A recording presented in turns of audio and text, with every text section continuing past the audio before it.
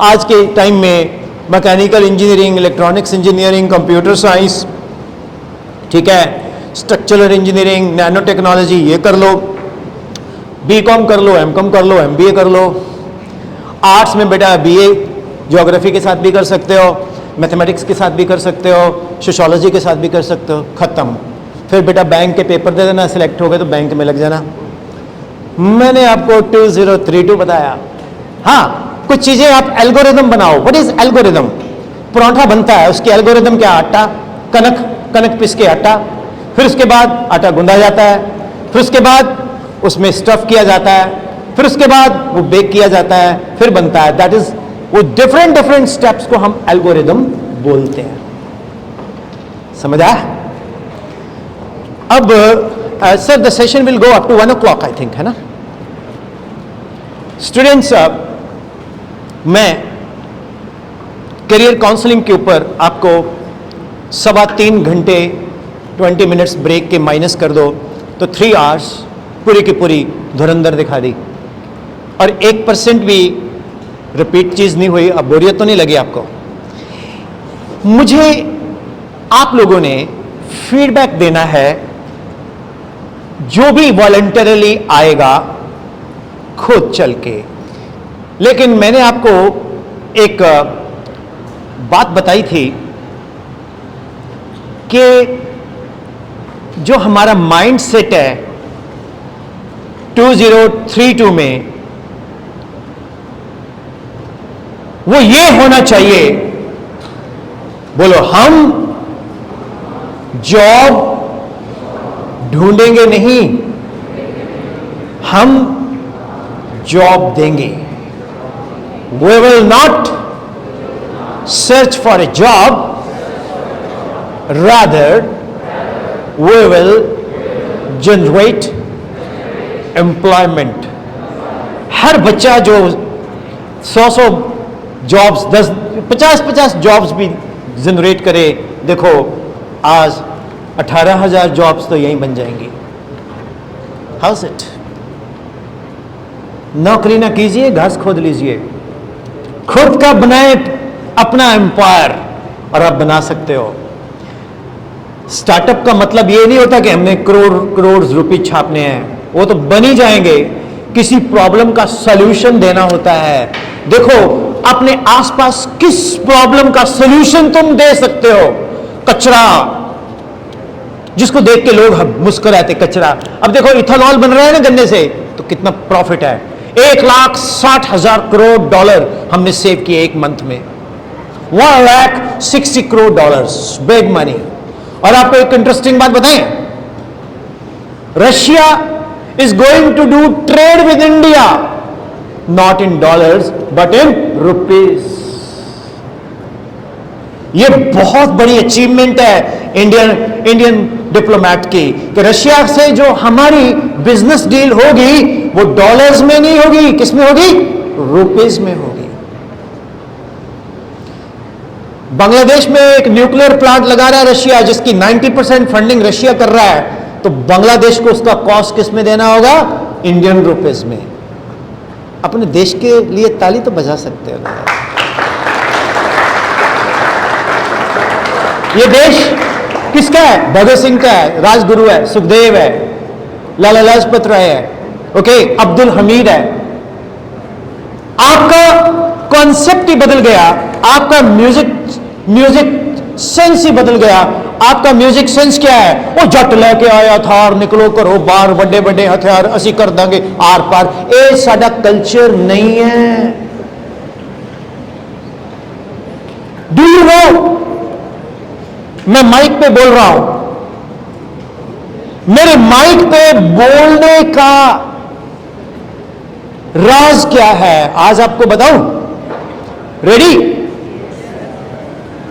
मेरे लिए 2 कैरेक्टर चाहिए, मैं उनसे कुछ नहीं बोलूंगा। एक आप आ जाओ, एक आप आ जाओ, दोनों आ जाओ। सुखलाल, मेरे मुंडे लंबे ने, मैं करके खड़ूंगा, इधर आ जाओ। मैं एक गांव के स्कूल में पढ़ा, विलेज स्कूल में। जब मैं गांव के स्कूल में पढ़ा तो व्हाट हैपन, उस वक्त में जब कोई मास्टर जी रिटायर होते थे ना सर, तो उनको मॉर्निंग असेंबली में हार वार डाल के कोई बच्चा कुछ बोल देता था, पोएम या कुछ कोई शब्द, तो उसको साइकिल पे बैठा के छोड़ आते थे। आजकल तो कोई रिटायर लगते ही नहीं है, सभी लॉरियल यूज करते हैं। ठीक, तो मेरे को एक लड़के ने बोला कि सर ये गाने गाता है। हमारे एक सर थे मास्टर हंसराज, वो स्पोर्ट्स सर, वो 24/7 पटियाला लगा के रखते थे। तो पहले वो थप्पड़ मारते थे 2, फिर वो बोलते थे क्या क्या बोलते थे, खड़ा हो। किसी ने बोल दिया सर ये गाना गाता है, मेरा नाम लेके, प्रैक्टिकली करके दिखाऊं? तो मेरे को बोला ये गाना गाता है। मेरे को उसने सबसे पहले तो सर ने आके मेरे 2 मारे चांटे। मैं ऐसे बैठा था मॉर्निंग असेंबली में, पीछे से मैं उठा, चल खड़ा हो गाना गा। अब मास्टर हंसराज स्पोर्ट्स के, हमारे प्रेम सर हिंदी के, दोनों पक्के दोस्त, पक्के। अब मेरे को मास्टर हंसराज ने आंखें निकाली, अगर मैं गाना नहीं गाऊंगा तो मारेंगे। तो मैंने ऐसे माइक पकड़ा, और मुझे माइक पकड़ना नहीं आता था। स्कूल का माइक टू टाटू ज्यादा करता था, आवाज कम सुनाता था। कैसा लगे किसी के 2 पड़े हों, उसको बोले गाना गाए। मैंने फिर भी ऐसे माइक पकड़ के बोला, आपके अनुरोध पे मैं ये गीत सुनाता हूँ, मैं ये गीत सुनाता हूँ। अपने मन की बातों से आपका दिल बहलाता हूँ। आपके अनुरोध पे मत पूछो औरों के दुख में, ये प्रेम कभी क्यों रोता है। मत पूछो औरों के दुख में, ये प्रेम कभी क्यों रोता है। बस चोट किसी को लगती है और दर्द किसी को होता है। दूर कहीं कोई दर्पण टूटे, तड़प के मैं रह जाता हूँ। आपके अनुरोध पे। अब ऐसे मैंने गीत खत्म कर दिया। अब मास्टर हंसराज तो थोड़ी C2H5OH इथानॉल E20 उतरी। ਉਹਨੇ ਪ੍ਰੇਮ ਸਰ ਨੂੰ ਪੁੱਛਿਆ, ਪ੍ਰੇਮ ਕਹਿੰਦੇ ਯਾਰ ਇਹ ਮੁੰਡਾ ਗਾਉਂਦਾ ਤਾਂ ਵਧੀਆ ਹੈ, ਪਰ ਇਹ ਮੈਨੂੰ ਬਾਰ-ਬਾਰ ਕਹਿੰਦਾ ਆਪ ਕੇ ਅਨੁਰੋਧ ਪੇ। ਕਹਿੰਦਾ ਇਹਦਾ ਮਤਲਬ ਕੀ ਹੁੰਦਾ ਅਨੁਰੋਧ? ਕਹਿੰਦਾ ਰਿਕੁਐਸਟ। ਕਹਿੰਦਾ ਬੁਲਾ ਇਹਨੂੰ ਸਾਲੇ ਨੂੰ ਇੱਧਰ। ਉਹਨੇ ਜੀ ਫੇਰ ਮੇਰੇ 4 ਮਾਰੇ ਚਾਂਟੇ। ਕਹਿੰਦਾ ਤੈਨੂੰ ਮੈਂ ਰਿਕੁਐਸਟ ਕਰੂੰਗਾ। ਸਾਡੇ ਕੁੱਟ ਪਤਾ ਕਿਵੇਂ ਪੈਂਦੇ ਸੀ, ਪਿੱਛੇ ਇੱਕ ਵਾਸ਼ਰੂਮ ਹੁੰਦਾ ਸੀਗਾ ਸਕੂਲ ਦੇ ਵਿੱਚ, ਪਿੰਡ ਦੇ ਵਿੱਚ, ਉਹਦੇ ਚ ਪਿੱਛੇ ਧੌਣ, ਸਾਡੇ ਡੈਡੀ ਵੀ ਉੱਥੇ ਕੁੱਟ ਕੇ ਜਾਂਦੇ ਹੁੰਦੇ ਸੀ ਤਾਂ ਕਿ ਕਿਸੇ ਨੂੰ ਦਿਖੇ ਨਾ। ਹਾਲੇ ਵੀ ਦਰਦ ਹੈ।